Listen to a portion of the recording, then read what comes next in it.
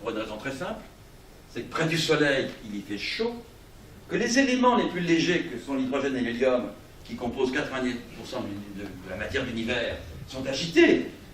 Donc ils atteignent la vitesse d'évasion, ils s'en vont, et on forme la Terre avec ce qui reste quand tout est parti.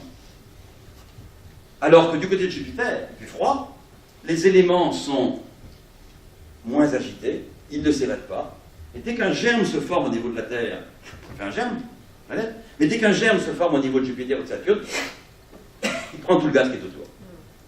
Jupiter est formé avant. Et là, il devient le chef.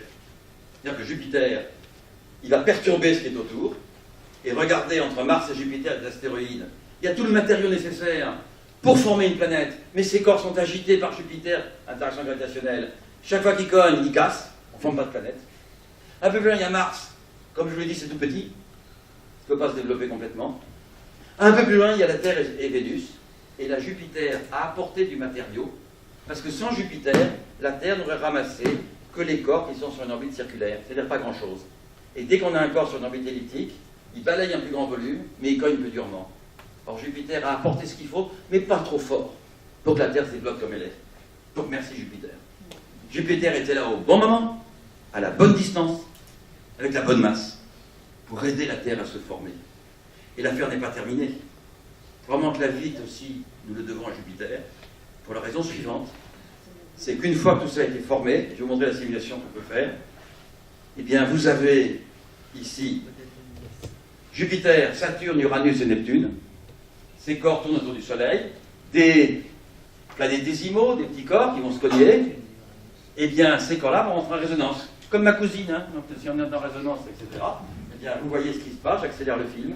Quand on est en résonance ici, vous allez voir, ça va être la pagaille. Regardez, paf, le système solaire est bombardé intensément. Et bien, ce bombardement a eu lieu 800 millions d'années après la formation du système solaire. Et nous en avons la preuve sur la Lune. La face cachée de la Lune est crivée de cratères qu'on a pu dater. Et donc, le système solaire est apparu il y a 4,55 milliards d'années. Il y a 3,8 milliards d'années, un bombardement majeur. La Lune, on a gardé la trace. La Terre l'a effacée par sa géologie. Vous avez dit, mais attendez, 3,8 milliards d'années, c'est le moment où la vie apparaît. Ça a dû détruire la vie. Et si c'était le contraire, ce qui se passe, c'est que la Terre a une croûte très épaisse à cette époque, que ce bombardement va briser la croûte terrestre, va la casser.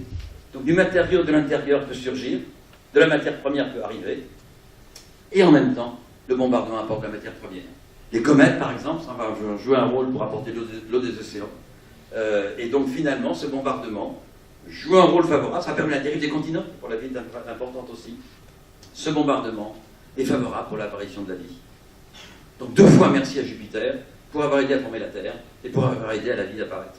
Et ce qui est amusant, qu'on ait appelé du nom du roi des dieux, Jupiter, celui qui a joué un rôle aussi important pour nous. Sympa. Hein.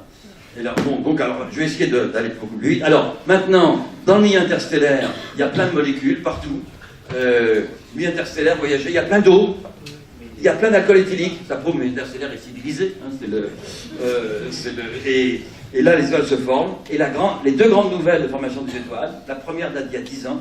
Chaque fois qu'on voit une étoile en train de se former, eh bien, il y a des disques qui se forment dans le plan équatorial et des jets de matière. Ces jets de matière permettent d'évacuer le vent cinétique, permettant de résoudre des problèmes qu'on n'avait pas résolus pendant des siècles auparavant. Et ce disque de matière dans le plan équatorial, c'est un endroit favorable pour faire apparaître des planètes et ensuite étudier la physique des disques que j'ai à peine évoqué tout à l'heure.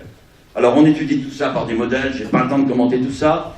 Le satellite Herschel, dont je vous ai parlé, a trouvé de très jeunes étoiles dans différents endroits de la galaxie à différentes longueurs d'onde.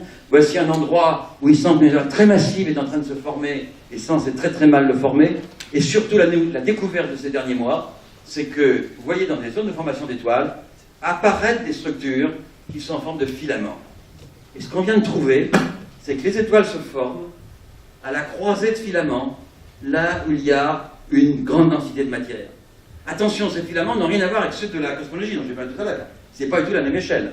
Mais voici un dessin qui a été fait par nos collègues d'Herschel. Je pense qu'on vous en parlera, David Elbaz en parlera probablement. En gros, vous avez des filaments, voici c'est un travail encore, et bien dans l'univers, à petite échelle, du tout l'échelle des galaxies, des filaments se forment, et la croisée des filaments, là il y a un maximum de densité, vont apparaître des étoiles.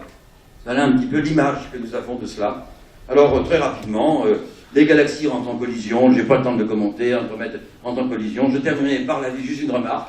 C'est en 1995 qu'on trouvait la première planète alpha solaire. Le 12 juin 2013, aujourd'hui, nous en sommes à 895 exoplanètes. Et dans quelques mois, probablement, on va fêter la millième. On a au moins 2000 candidats qui sont très douteux, mais qui ne sont pas confirmés. Et donc là, on trouve plein de planètes autour des étoiles. Et quant à la vie, voilà nos collègues très beaux gosses, vous voyez. C'est un tout petit machin. Ce machin-là est indestructible. Ça résiste au rayon cosmique, ça résiste à l'absence d'atmosphère, ça peut s'assécher, il n'y a pas d'eau, etc. et autres. Si jamais, alors c'est tout petit, hein, c'est à une échelle microscopique, bien entendu, mais ça veut dire qu'on vient de découvrir des formes de vie extrêmement étonnantes. J'extrapole après les extrémophiles dont je vous parlais au début, et donc que nous réserve l'exploration de l'environnement de nos étoiles, du système solaire. Ça c'est sûr, c'est pas sur 5 ou 6 ans, c'est sur les 50, 60 ou 100 ans ou 1000 ans qui suivent, et probablement beaucoup de surprises. Et donc très rapidement, ces étoiles, ces planètes, on les trouve de manière indirecte, comme je le disais tout à l'heure. La mission Kepler qui vient de s'arrêter maintenant, eh bien, a par transit trouvé plein d'étoiles. Au tout début de l'histoire, on trouvait surtout des planètes très massives auprès des étoiles. On n'a pas compris. C'est Jupiter en quelque sorte, on a inventé un processus qui s'appelle la migration. C'est-à-dire qu'en gros, l'interaction gravitationnelle entre une planète qui vient de se former et un disque va faire migrer les planètes. Là aussi, je n'ai pas le temps de vous le détailler, ça serait un petit peu trop long. Retenez simplement que les théoriciens qui n'ont pas d'imagination ont trouvé une migration type 1, une planète de faible masse qui perturbe peu le disque, une migration de type 2, une planète plus massive qui ouvre une division, et une migration de type 3, une planète qui peut perdre en cinétique et qui peut aller vers l'extérieur. Autrement dit, la migration est capable de tout expliquer, vers l'intérieur, vers l'extérieur. Il y a quand même deux planètes majeures. Pourquoi, s'il y a une telle migration, la migration s'arrête avant de tomber dans l'étoile? Pourquoi elle est toujours présente? Et pourquoi cette telle migration n'a pas marché autant dans le système solaire? Donc on a un mécanisme capable d'expliquer qu'un Jupiter chaud tourne une étoile, ce qui n'est pas du tout la situation de notre système solaire, mais on a encore beaucoup de choses à expliquer et à comprendre. Simplement, on a une voie qui est ouverte. Tout ça demanderait un temps fou d'explication. Les problèmes qu'opposent la migration, je ne vais pas m'étendre dessus. Alors on trouve des systèmes solaires, des Kepler 11, vous voyez, avec plein de planètes autour d'une étoile. On trouve des planètes avec 2 étoiles, comme dans Star Wars. On trouve des planètes de masse de la Terre, de super-Terre, de Neptune, etc. On trouve des planètes dans une zone habitable, Kepler 22 par exemple. On est à la bonne distance d'étoiles, ni trop chaud ni trop froid. Là, voici un exemple de Kepler 22. Et donc finalement, je vais conclure avec quelques questions. On aurait envie de communiquer. S'il y a de la vie là-bas, est-ce que c'est des bactéries, des microbes, ou est-ce que c'est la vie intelligente? Je vais citer un d'entre vous, j'ai un collègue qui dit la vie intelligente extraterrestre existe et j'en ai la preuve. Et la preuve qu'il apporte, c'est qu'ils sont très intelligents, puisqu'ils ne sont jamais venus nous rendre visite parce qu'on n'est pas intéressant. C'est bien la preuve qu'ils sont intelligents. Et donc, qu'elle trouvait. Alors, vous savez, ça c'est une photo des années 60, je me souviens. On écoutait le ciel, le fameux projet SETI qui existe toujours. On n'a rien entendu pour l'instant, sinon on le saurait. On a envoyé des messages. Quand on a refait la surface du télescope d'Arecibo, on a envoyé 0,010,000,010 vers la Mère d'Hercule. Pourquoi la Mère d'Hercule? Parce qu'il y a 1 million d'étoiles. Il y en a bien une qui est une planète. Ils sont là-bas très attentifs, puisqu'il faut qu'ils regardent dans la bonne direction, ils ne savent pas où est le soleil. Pendant le bon moment, message de 3 minutes. Sur la bonne longueur d'onde.